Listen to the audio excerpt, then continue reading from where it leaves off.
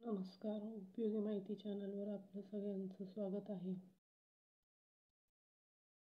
काल आपण 23/4/2025 रोजी जी भयंकर घटना घडली, रस्त्यावर कंटेनरला एक फोर व्हीलर गाडीची टक्कर झाली आणि त्यामध्ये 3 भीषण अपघात झाले.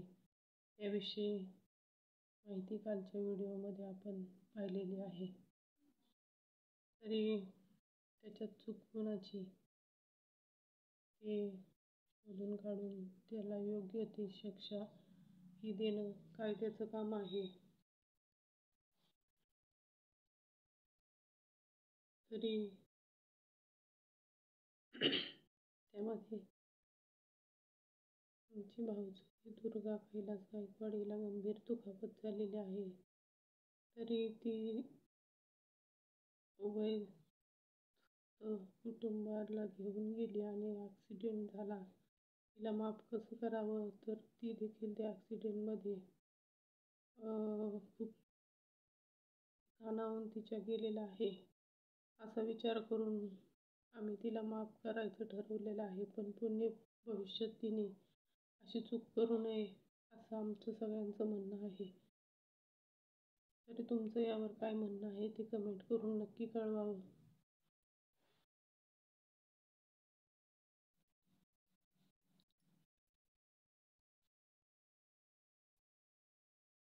तर सध्या रानात कांदे काढणीचं काम करायचंय, पण त्याला मजूरही मिळत नाहीये.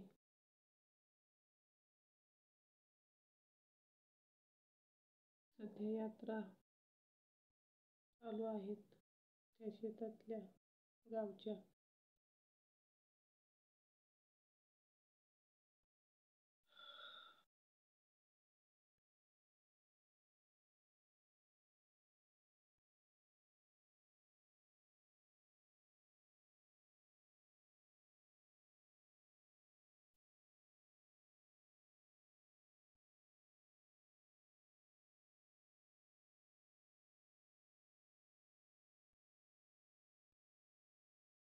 आता सध्या उन्हाळ्यामध्ये कांद्याला बाजार नसतो, त्यामुळे कांदे हे वखारी साठवून ठेवले जातात आणि ते नंतर बाजार वाढल्यानंतर त्या वखारी फोडून त्याच्यातले कांदे हे विक्री करण्यात येतात. तर आता निवड करणे इत्यादी काम, सडका माल बाहेर काढणं आणि पावडर टाकून कांदा वखारीत ठेवणं हे काम सध्या चालू असते. उन्हाळी कामामध्ये हे काम शेतकऱ्यांचं असतं.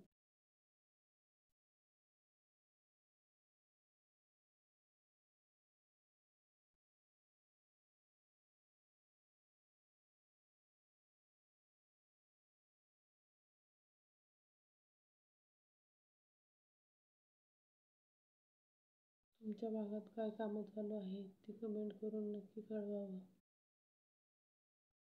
तुमच्या भागात कोणती कोणती पिकं घेतली जातात आणि त्याचं कामंही कशी चालतात कमेंट करून नक्की कळवावं. पुढील येणाऱ्या व्हिडिओमध्ये त्याची तुमच्या कमेंटवर व्हिडिओ बनवला जाईल. तरी चॅनलला जास्तीत जास्त प्रतिसाद द्यावा.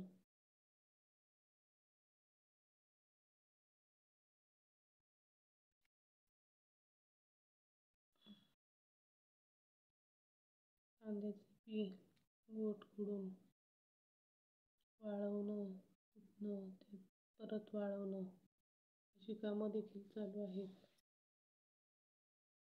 आमच्या इकडच्या भागामध्ये गोठांची चोरी देखील काही जणांची झालेली आहे.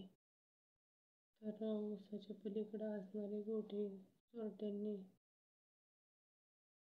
नेलेले आहेत. एक जणाचे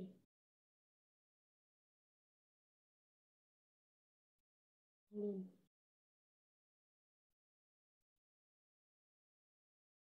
1.5-2 पिशवी कांद्यामध्ये गोठाचे चोरीला गेलेले आहेत. अशा पद्धतीने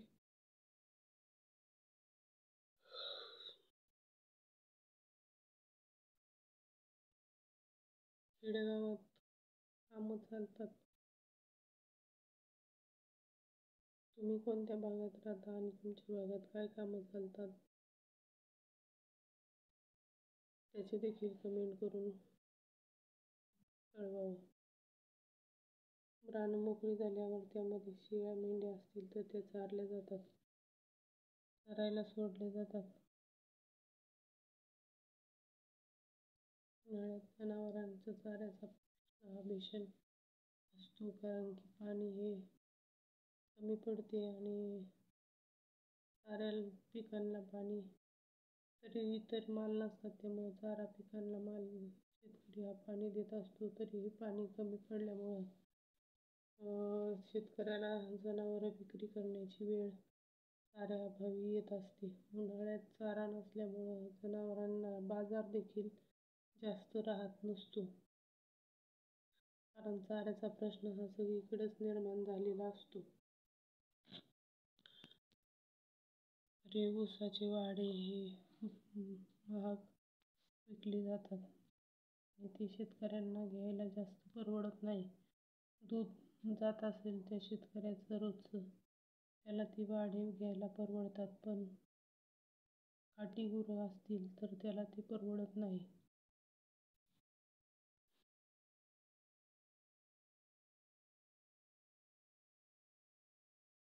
शेतकऱ्याला वाड्याचा खर्च हा रोजच करावा लागतो, पण त्याला येणारं उत्पन्न हे वर्षातून एखादं असतं. पिकाच्या स्वरूपात कांदा म्हणा, ऊस म्हणा,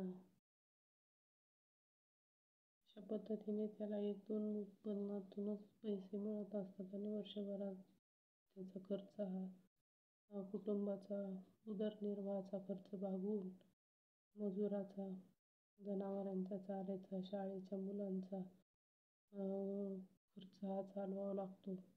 शाळेत मुलं जर शिकायला बाहेर असतील तर त्यांना देखील भरमसाठ खर्च हा येत असतो आणि शिकून देखील मुलांना नोकऱ्या मिळतीलच याची शाश्वती राहिलेली नाही. तरी तुमचं यावर काय म्हणणं आहे ते कमेंट करून नक्की कळवावं. तरी एवढं बोलून मी व्हिडिओ थांबवत आहे. तरी राधे राधे, जय श्रीकृष्ण, जय गुरुदेव, श्री गुरुदेव, धन्यवाद.